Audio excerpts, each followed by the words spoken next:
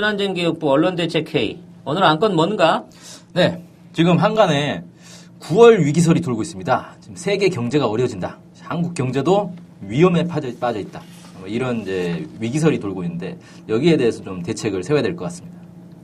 아하, 이게 너무 우리가 이거 좀 일찍 들고 나왔지. 연초부터 이게 9월 위기설을 쭉 하게 해오면서 이게 노동임금 결정할 때 춘투에서도 많이 써먹었고 중간중간 어떤 뭐 경제적인 이슈가 발목을 잡힐 때도 더 큰 위기가 있으니까 지금은 자중해야 된다는 논리로 끌어왔는데 이제 막상 9월이 돼버렸는데 이 위기설이 지금 실체가 있나? 곽 차장 어때?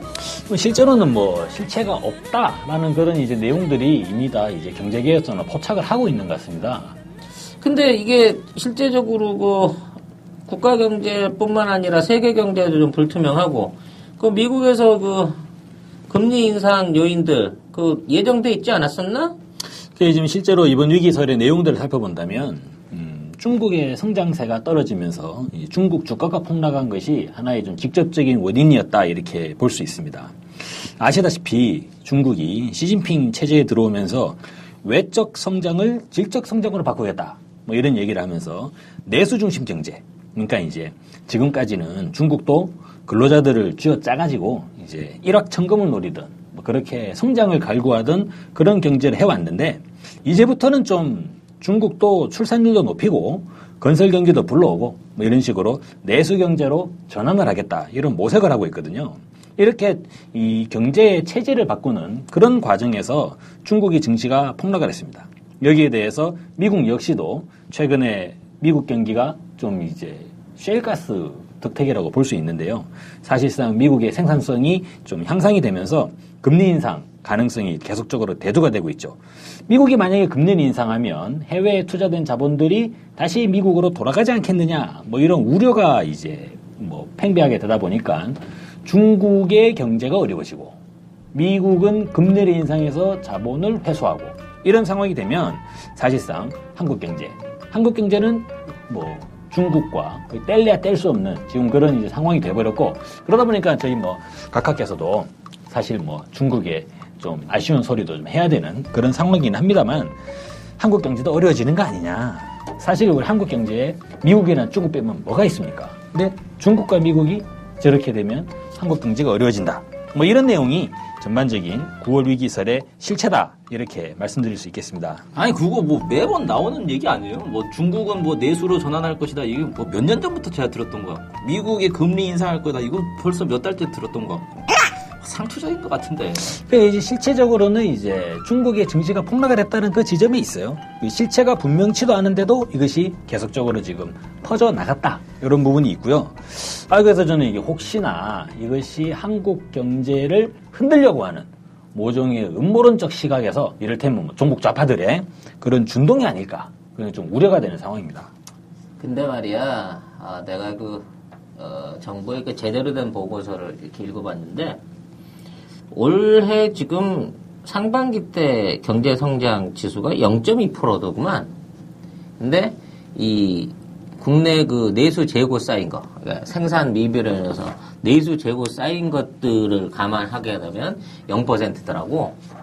올 상반기 때 경제 성장률이 제로란 얘기는 이 하반기 위기가 실제화 되게 되면은 마이너스 성장이 가능하다는 상황이란 말이지.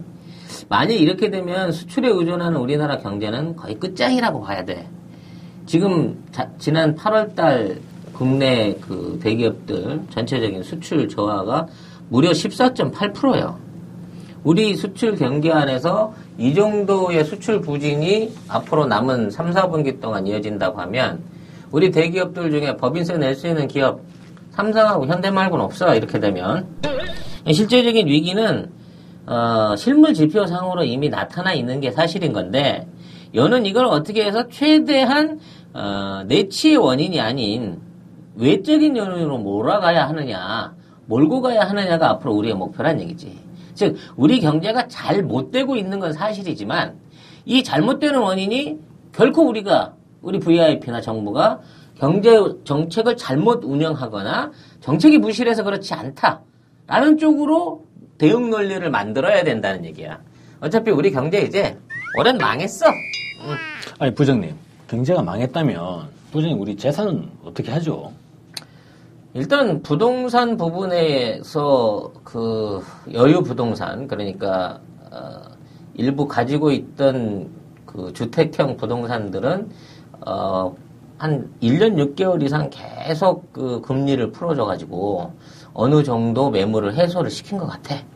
근데 이제 문제가 되는 거는 앞으로 고금리 상황 하에서 지금 나가 있는 주택담보대출에 대한 금리가 현행 2, 3% 순에서 약 3, 4%만 오른다고 하더라도 웬만한 담보대출 물건들은 다 부실화가 될 것이고, 그러면 국내에 있는 그 은행들이 한꺼번에 부실해질 위기가 있지. 아니, 이게 그 2008년에 미국의 그 서브프라임 모기지 사태, 그거랑 똑같은 거 아닙니까? 똑같긴 한데 말이지, 그 당시 그 사람들은 애초에 그 주택에 대한 리스를 안고 있는 부분이었기 때문에 과감하게 재산을 던져버렸거든. 그래서 투매가 일어나기 시작해가지고 결국은 사태가 좀 확산이 된 거였는데, 우리 사람들은 그래도 그 자기 재산에 대한 어느 정도의 애착심이 있고 또 기대감이 있기 때문에 미국만큼 그렇게 막 바닥까지 떨어지진 않을 것이라는 생각은 해. 근데 다만 이게 우리 예상을 뛰어넘어선 더 이상 매물이 받쳐주지 않아서 폭락장으로 넘어가게 될 때, 그러니까 주택 가격이 20, 30% 빠지는 선에서 멈추지 않고 40, 50, 절반 이하로 떨어지는 사태가 된다고 하면 이거는 거의 폭동이 일어날 수 있는 수준의 엄청난 후폭풍을 몰고 오게 될 위험이 있다는 얘기지. 아, 그래도 부장님, 제가 한 가지 낙관론을 좀 말씀을 드리면, 그래도 저희 대한민국에는 세계에 없는 전세제도가 있지 않습니까? 이 부동산 전세금으로 상당 부분이 이제 주택 가격을 완충시켜버리기 때문에 사실상, 우리가 아무리 부동산 투기를 하더라도, 이게 그렇게 쉽게 망하겠느냐.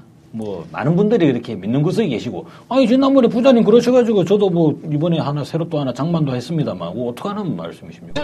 박 차장, 이게 말이지, 우리가 일반적으로 주택 그 전세 시세가 보통 한 60, 70% 정도 되게 되면 말이야, 한 40% 여유가 있기 때문에 세입자들이 좀 그 정신적으로라도 많이 여유를 가지는데, 이번에 이제 담보대출 70%까지 올려주다 보니까 전세대출도 대부분 70% 이상씩, 전세에 관련된 비용도 주택 거래가 대비 70% 이상씩 올라버린 거란 얘기지. 네. 지금 집주인 입장에서 만일에 전세로 인해 가지고 전세 가격보다 집값이 떨어졌을 때는 이 전세 가격을 내주는 의미가 없는 거예요. 그럼 못 내주고 버티는 수밖에 없다는 얘기거든. 아니면 그냥 그 가격으로 집을 던져줘 버리는 게 낫다는 얘기가 나오는 거지. 문제는 뭐냐?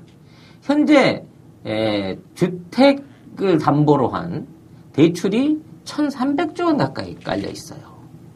그 이외에 전세, 대출을 끼지 않고 전세로 깔려 있는 전세금이나 부채 금액도 700조 원 가까운 돈이 깔려 있다는 얘기야. 그럼 합이 2,000조?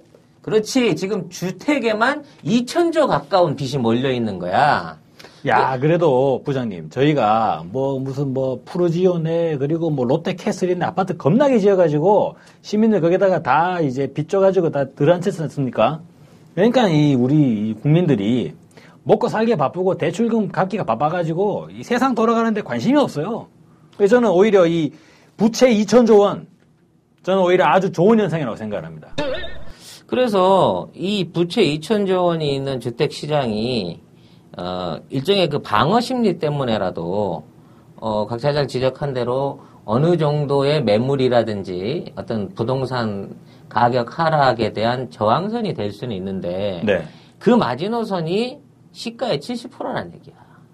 현재 있는 부동산 가격보다 30% 이상 떨어져서 실제 거래가가 70% 이하로 된다고 하면 전세고 은행 대출이고 다 던져버리는 일종의 폭락 장세가 이어지게 될 가능성이 크고, 이렇게 되면 부동산 버블이 생기면서 대한민국 경제 예산의 5배 가까운 2천조에 대한 2천조 원에 가까운 부실 채권이 발생할 수 있다는 위험이 있다는 것이지. 그러면 나라가 망하지 않습니까? 국가 GDP가 어마어마한 손실을 보게 되겠지.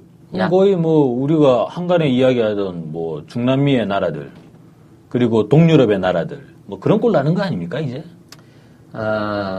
특히나 그 개인 주택을 자산으로 유일한 자산으로 쥐고 있는 대한민국의 약 1,500만 가까운 그 가구주들이 순식간에 자기 실질 자산의 50% 이상을 날리게 되는 그런 상황이 올 수 있다는 거 우리도 인정을 해야 될 부분인 거야.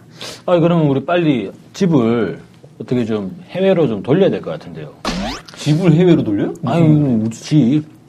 아니, 지난번에 서울에 강북에 뉴타운 할 때 또 사라고 하셔가지고 부장님 사러 2개 사놨는데 그 어디 그 워싱턴 이런데 또 해외로 돌려야 되나? 아무튼 뭐 지금이라도 주택을 팔 수만 있다면 빨리 황금성이 좋은 그 달러라든지 금 같은 걸로 이거 대환을 해놓고 사태를 좀 기다리게 된다면 그 충격이 좀 덜할 수는 있겠지만 이걸 또 만일에 정식적인 통계를 통해서 이런 위험성이 국민들한테 흘러나가게 된다고 하면 그나마 좀 주택 경기에 의존해서 뭔가 좀 살아나는 듯한 경기 회복 추세가 완전히 꺾어버릴 수 있다는 얘기거든.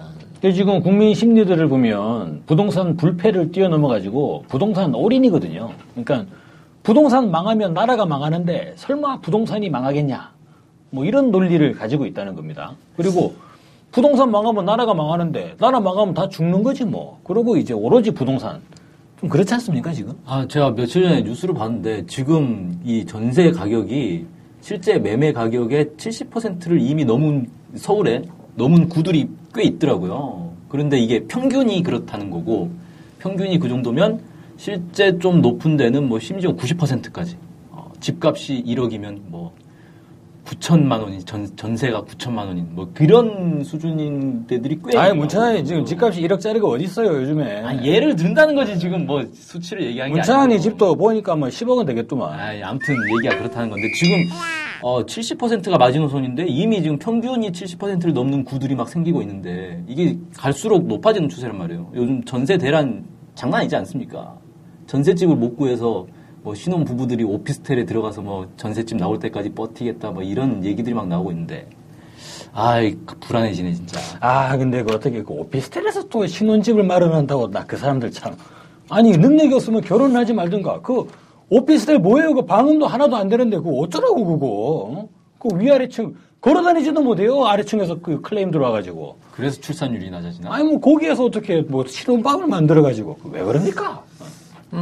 아무튼 지금 있는 그 상업용이 됐든 주거용이 됐든 그 부동산에 대한 전반적인 그 침체에 대한 활로를 뚫어주기 위해서 아마 기재부 쪽에서 뭐 그 정도 아이디어를 낸 것 같은데 그건 뭐 자네 말 맞다나 월세 보증금 낼 돈도 없는 애들이 하는 그냥 해프닝이라고 생각을 하는데 이 더 큰 문제는 말이야 이 지금 기업들이 지금 계속적인 수출 부진과 내수 경기 부진으로 인한 손실을 메꾸기 위해서 임금에 대한 비정규직화, 그 다음에 임금 피크제라든지 여러 가지 꼼수를 통한 인건비의 실질적인 삭감을 정부 측에 계속 부탁을 하고 있다는 얘기지.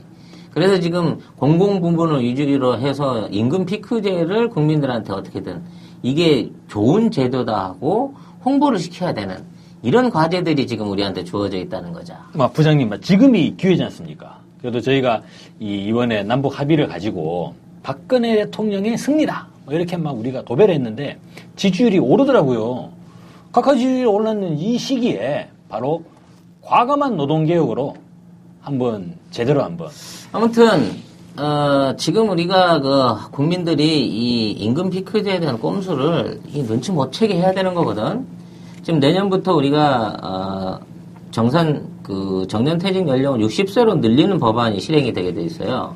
그래서 55세에 퇴직해야 될 사람들이 60세에 퇴직함으로 인해서 생길 수 있는 기업의 추가 인건비 부담이 5년 동안 151조 원이다. 이런 논리를 지금 펼치고 있는 거거든. 자네들 그 151조 원이 어떻게 환산되는 줄 아나?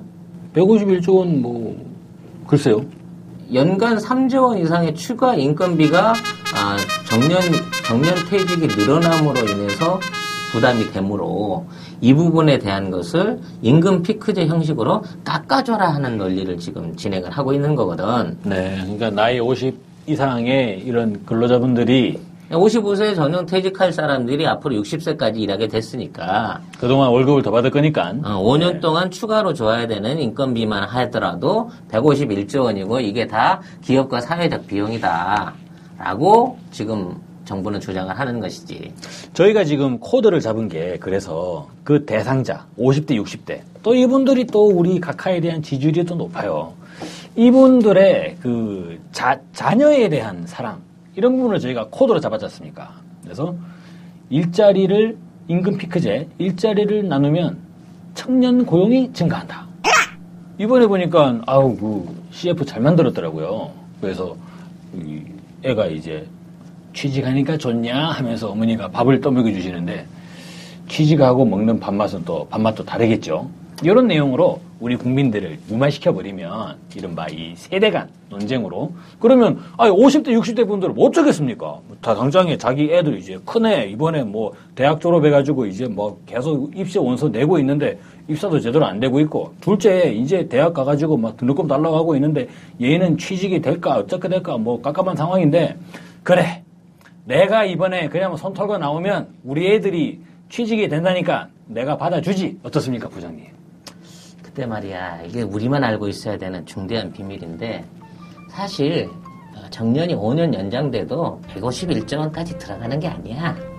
왜냐면 우리 정규직 노동자들 한 700만 정도 보고 있는데 나머지 1200만 원 뭐 비정규직으로 보고 정규직 노동자들 700만 중에 60세 정년 퇴임을 할 수 있는 대상이 15%도 안 돼요.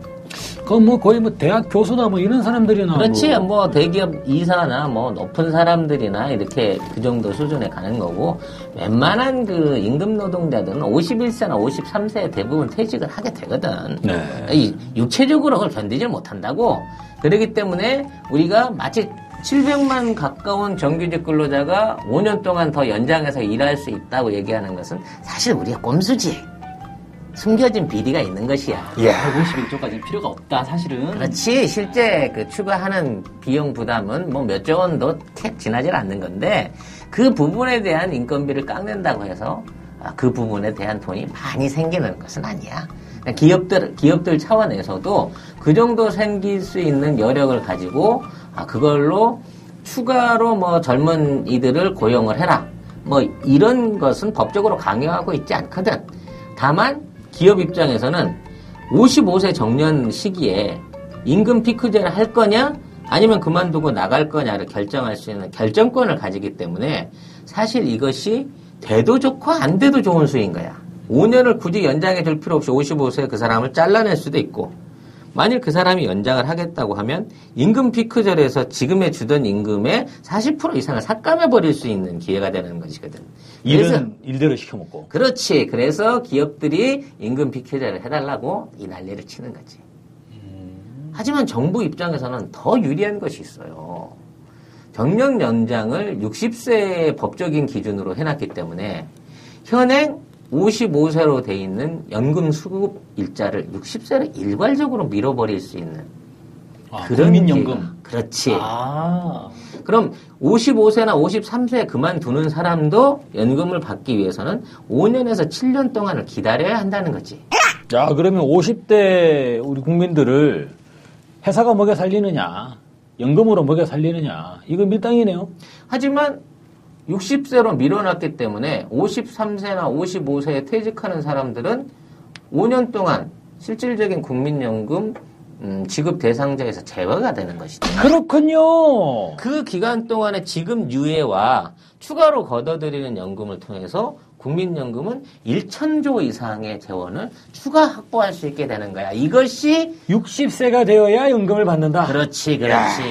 이것이 우리 정부가 임금 피크제를 강행하고 있는 중요한 이유이기도 한 거야. 근데 시간이 빨리 흘러가겠네. 이 내용을 국민들이 절대 알아서는 안 되는 거지. 아니 근데 절대 알아서 안 될 수가 없는 게 정작 받아야 될 사람들이 자기 이제 회사 그만두고 나왔는데 국민연금이 왜 안 나오지? 알고 봤더니 60세부터 나오잖아 바보야.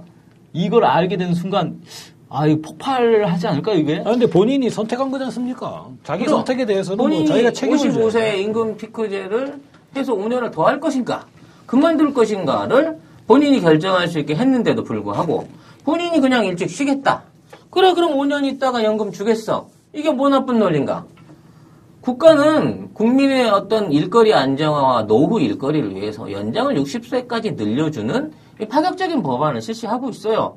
일하고 싶은 사람에게 충분히 일을 기회를 주겠다는 거지. 근데 본인이 힘들어서 못하겠다고 하는 것까지 국가가 책임져야 되나? 그건 아니지 않냐 말이야. 따라서 이번 임금 피크제 같은 논란은 어떻게든 강행을 해서 진행을 해야 됩니다. 아주 좋은 논리가 있습니다. 우리가 게으른 사람까지 도와줘야 되냐. 이런 논리 어떻습니까? 그렇지. 가난 구제는 국가도 못한다. 근데 이게 아주 게으르다는 표현이 아주 좋은 표현이에요. 왜냐하면 절대적인 수치가 없지 않습니까? 남들보다 열심히 안 하면 게으른 거거든요. 그러면 더 열심히 일하게 만들면서 뒤처지는 사람들은 너는 게으르다. 게으른 사람 우리가 왜 도와주냐. 잘라내는 거죠. 사실 임금 피크제는 말이야. 국내에서 지금 이번에 실시하는 게 거의 세계적으로 찾아보기 힘든 그 드문 경우예요. 이런 임금 피크제를 실시하고 있는 나라는 일본밖에 없어. 그리고 사실 그 일본도 이런 그 정년 연장식 임금 피크제의 어떤 그 도입 이유는 나이가 든 숙련 노동자들을 그냥 집에서 놀리기 아까우니까 그런 사람들한테 재취업의 기회를 주자는 차원에서 실시를 한 거지. 우리처럼 이렇게 일괄적으로 임금 피크제를 실시해서 그 사람들의 그 노동력을 일방적으로 싸게 쓰게 만드는 친기업적인 임금 피크제는 하진 않거든. 서구나 대부분 같은 경우에는 이게 그 잡쉐어라 그래서 일자리를 나누는 방식으로 지금 임금 피크제를 이어가고 있어요. 무슨 얘기냐면 우리나라 평균 노동시간이 약 2,200시간이야, 연간. 거의 지구상에서 최고 아닌가요? 그 OECD 일반 국가들에 비해서 한 400시간 정도를 더 하고 있지, 연간. 근데 이 부분에 대한 그 추가 노동력에 대한 부분을 우리도 다 기업이 수당이라든지 어떤 거기에 연관된 비용으로 지불을 하고 있는데 반해서 외국은 그만큼 사람의 고용수를 늘리는 방식을 쓰고 있단 말이지. 이게 2교대 할 걸 3교대로 늘리고 10시간 잔업할 걸 8시간, 6시간으로 일을 줄이게 해서 사람한테 일자리를 하나 더 나눠주게 되면 기본적으로 전체 평균 소득은 줄어들 수 있지만 고용할 수 있는 숫자를 늘릴 수 있는 기회 최소한 18%에서 20% 정도의 일자리를 더 만들 수 있다고 해. 따라서 이 방식을 쓰게 된다고 하면 우리나라 1,800만 노동자들의 약 18%, 300만 명에서 350만 명이 새로운 일자리를 얻을 수 있게 된다는 결론이 나오거든. 근데 일반 우리 대기업들은 그런 방식을 절대 선택을 하지 않고 있는 것이야. 왜? 관리비가 많이 드니까. 근데 국가 입장에서는 실업률을 낮추는 게 좋은 거 아닙니까?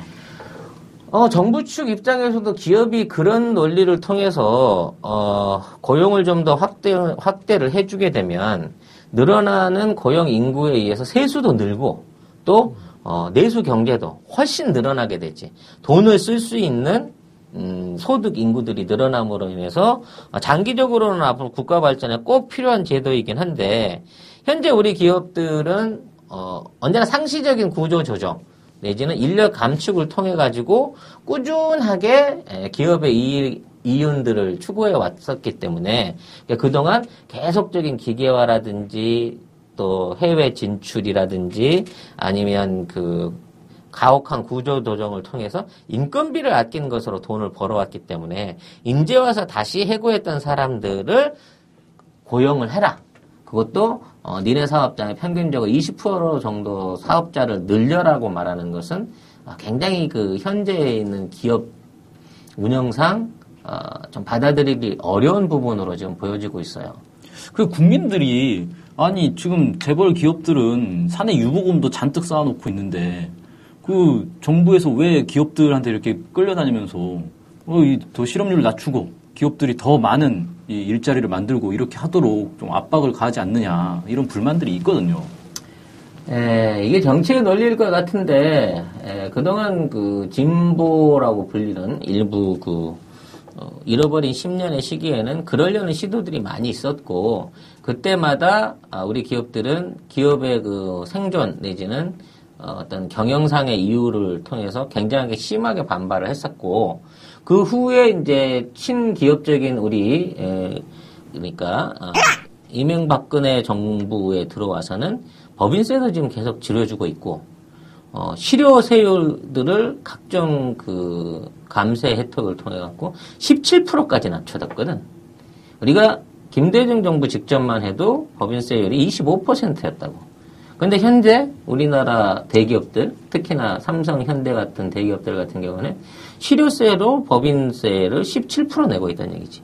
거의 반값으로 줄였네요. 그리고 일반 기업들이나 중소기업들이 19%에서 23%까지 내고 있고, 우리 근로소득자들의 어떤 소득세 비율이 35%에 달하고 있는 거에 비하면 이런 현재 기업들의 어떤 비정상적인 법인세율은 사실상 국가가 방조한 바가 커. 게다가 우리 정권을 창출을 위해서 그네들이 또 그만큼 투자를 했기 때문에 국가 입장에서는 그런 혜택을 안 나눠줄 수 없지 않겠나? 근데 뭐 어차피 대한민국이라고 하는 나라가 뭐 일반 뭐 국민들이 만드는 건 아니지 않습니까? 또 우리 정권과 이 정권을 또 이제 지탱하는 그런 기업인들 그리고 우리 이제 있는 사람들 중심으로 이렇게 만들어지는 거야 뭐 당연한 논리인 것이고. 근데 이게 이제 같이 경제가 활성화되고 같이 발전하는 단계에서 서로 이렇게 똑같이 각자 조금씩이라도 플러스를 이어 나왔다고 하면 이게 크게 티가 나진 않았을 거야. 기업 유보금이 지난 한 10년 사이에 1,000조 원 가까이 쌓이도록 가계 저축률이나 가계 소득률들은 거의 제자리거나 마이너스를 이어오다 보니까 지금 그 어떤 부의 분배에 대한 편중의 격차가 너무 커져버린 거를 이제는 일반 서민들이 피부로 느낄 수 있게 돼버렸다는 게 문제지. 아니 정부에서 그렇게 좀 특혜를 줬으면 기업에서 좀 이 돈을 풀든지 뭐 좀 자기들도 약간의 희생은 좀 해야 되는 거 아닙니까? 이 내년에 총선도 있는데 언제까지 이 양극화 문제 이런 것들을 방치할 수도 없고. 그래서 이 정부 입장에서도 그래. 현재 그 1,000조 원 가까운 그 기업 유보금을 정상적인 은행 금리로만 감안하더라도 매년 수십조 원에 가까운 이자 소득들이 있는데 이것마저도 정부가 현재 그 세금으로서 추징하고 있지 않은 단계거든. 그러니까 1,000조 원 가까운 유보금에 대해서도 감세. 거기서 발생한 금융이익에 대해서도 현재 감세 조치를 받고 있는 기업이 갖고 있는 유보금의 약 20% 정도만 꺼내서 어떤 취업이라든지 이 직원 복지 내지는 임금 향상에 써주기만 한다고 하면 일단 그 당면해 있는 가계 지금 그 내수의 어려움이라든지 현재 있는 그 임금 수준으로 인한 내수 경제의 불황을 한꺼번에 해결할 수 있는 부분이 되는데 이것들을 기업들한테 자발적으로 좀 요구를 하고 있는데 반해서 기업들이 이걸 지금 안 먹혀주고 있는 상황인 거거든. 그래서 이 부분에 대해서는 정치적인 논리를 좀 내세우고 좀 각하의 그 지도력을 통해서라도 이런 식의 어떤 기업들의 자발적인 내수활성용 투자들을 빨리 끌어내지 않으면 올 하반기에는 정말 우리 경제에 위기가 올 수 있다는 내용은 맞다고 인정을 해야 될 것 같아요. 다만 국민이 이런 내부에 대한 어떤 그 자세한 내용을 정확하게 파악하기 전에 어떻게든 선심성으로라도 자금을 뿌려서 좀 경기가 나아지고 있구나, 생활이 나아지고 있구나 하는 시각적인 효과를 느끼게끔 해줘야 되기 때문에 지금 기업들이 빨리 나서주기가 필요한 거지. 지금 사실상 완전히 말라붙은 이 민생 경제를 살린다는 것은 불가능하다고 보여지고요. 한 가지 방법이 있습니다. 로또를 당첨된 사람들이나 아니면 1억 천금, 그래서 이제 무슨 뭐 대박 맛집 뭐 이런 것들을 계속적으로 이제 국민들에게 알려주면서 열심히 하면 누구나 성공할 수 있다. 뭐 이런 식의 분위기를 형성을 하면 우리 국민들이야 가난한 걸 뭐 다 자기 탓으로 생각하겠죠. 아유, 곽 차장님, 그거 10년 전, 20년 전부터 맨날 써오던 건데. 아니, 이제 안 조선일보 먹혀요. 잘하고 있던데요.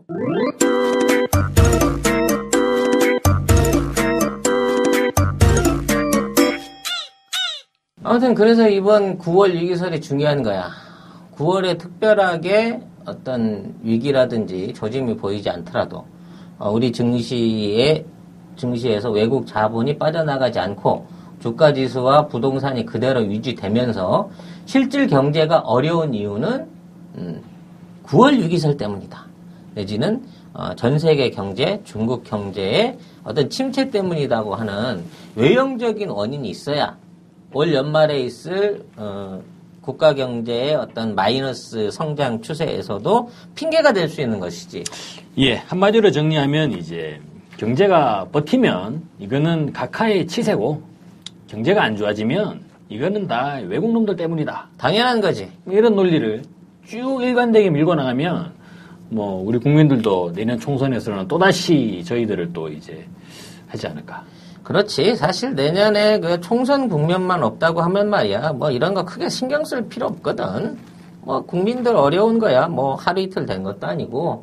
뭐 기업들이 돈을 벌질 못해서 임금을 못 올려주고 임금을 못 올려주기 때문에 국민 경제가 어렵다는 논리를 설명하는 크게 어려운 점이 아닌데 이게 만일에 어떤 우리 정권의 경제 실정이라든지 정책 부재로 인한 내용들이라는 비판을 맞게 된다고 하면 이 총선에 또 안 좋은 영향을 미칠 수 있기 때문에 지금 온 정치권들이 나서서 어떻게든 총선용 경기 부양을 해보자는 게 지금 우리 정부의 의지인 거야. 사실 뭐 선거판이라는 게 다 똑같지 않습니까? 저 예전에 80년대에 뭐 선거철 되면 수건 돌리고 비누 돌리고 그랬잖아요. 그러게 말이야. 지금도 어떻게 그런 게 좀 통했으면 아니, 훨씬 더 정치하기 편할 텐데. 수건 돌리고 비누 돌리는 거나 요즘에 노인연금 돌리고 무슨 뭐 금액 혜택 돌리는 거나 똑같잖아요, 어차피. 그래서 앞으로 그 정책의 방향을 말이야.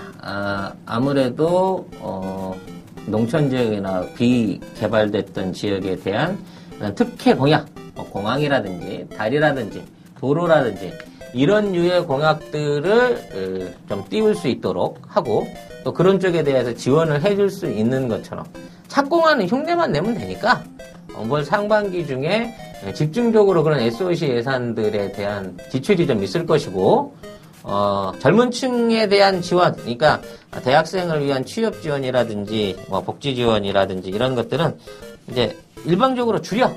어차피 하반기로 밀어버리고 우리한테 표밭이 될 수 있는 노인들을 위한 연금 지원, 그 다음에 뭐 경로당이라든지 지역 그 공동체에 대한 어떤 투자와 선심성 행정들을 내년 상반기에 집중을 해서 어떻게 해서든지 총선 안에서 좋은 여론으로 정부 여당이 평가받을 수 있는 계획들을 구체적으로 진행을 하고 수립을 해서 언론 홍보를 할 수 있도록 그렇게 준비를 합시다. 부장님, 근데 내년 총선은 어떻게든 그렇게 해가지고 우리가 뭐 이길 수 있다고 치는데 이러다 진짜 나라 망하거나 나라 경제가 진짜 망하거나 아니면 국민들이 더 이상 못 참고 4.19 때처럼 막 들고 일어나고 이런 거에 대한 대책은 좀 세워야 되지 않겠습니까? 대책은 정치적 방법으로 이미 뭐 통진당 저희가 다 해산시켜버렸고 그리고 지금 뭐 남아있는 쪼무레기들 뭐 있습니까? 정의당 그 사람들 뭐 투쟁심이 없어요. 그래가지고 그 사람들은 이제 우리가 걱정할 부분이 없다고 봅니다. 민주당 지금 문재인 대표 어떠세요? 저는 자신만만하다고 봅니다. 저희들의 대책은 바로 그런 민심 속으로 파고 들어가가지고 이 민심을 투쟁으로 이제 불러일으키는 그런 세력들 그것들을 다 이제 싸그리 잡아버려야 되는 거지 않습니까? 민주당이 아니고 새정치민주연합 얘기하시는 거죠? 참 그들 당을 그렇게 바꿨군요. 예. 그 류인 거야. 일단 우리 정치가 성공한 건 진보나 대안 세력이 없다는 걸 국민들한테 알려줬고 이제 우리가 쓰러지면 누가 이 나라를 구하겠나? 대안이 없지 않는가? 예. 비교 우위 이 정말 좋은 내용 같습니다. 자네들 말이야. 아무리 웃대가리가 바뀌고 시대가 바뀌어도 우리처럼 음지에서 일하는 사람들은 언제나 중용되고 쓰일모 있게 쓰여지게 돼 있어. 정치라고 하는 게 그런 거고 위정자들이 좋아할 수 있는 일을 해주는 것 그게 우리의 역할인 거야. 정의와 도덕을 생각하지 말고 눈앞에 있는 승리를 위해서 우리가 할 수 있는 최대한의 노력들을 차분히 해나가다 보면 모든 권력과 모든 기관들의 어떤 청탁이 우리 안기부 쪽으로 항상 흘러오게 된다는 것. 그리고 실제적으로 역사를 관리하고 지배하고 이 국가에 대한 정책을 만들어 나가는 자신이 우리 국민안전기획부라는 걸 생각을 하고, 자, 이런 식으로 우리 국민들을 최대한 불필요한 정보, 위험한 편견에 빠지지 않도록 정보 관리를 하는 데 있어서 각자의 업무에 최선들을 다하도록 하세요. 오늘은 뭐 상당히 우리 경제에 안 좋은 부분에 대해서 솔직하게 짚어본 부분은 있지만 이게 경제의 현실인 거야. 지난 아니, 7년 언제는 동안 뭐 해왔던. 경제가 좋았습니까? 그렇지. 언제는 경제가 좋았나? 경제가 좋든 나쁘든 언제나 국민 경제는 힘들었어. 지금은 다만 실질적으로 더 힘든 것 뿐이야. 그리고 만약 이 경제 실정이 문제가 돼서 정권이 바뀌거나 이 정권이 탄핵을 받거나 물러나게 된다고 하더라도 우리들의 역할은 늘 언제나 똑같은 것이니까 각자 자리에서 최선을 다하도록. 오늘 국민안전기획부 회의 좀 일찍 마치도록 합시다. 아, 내용이 참 우울하네.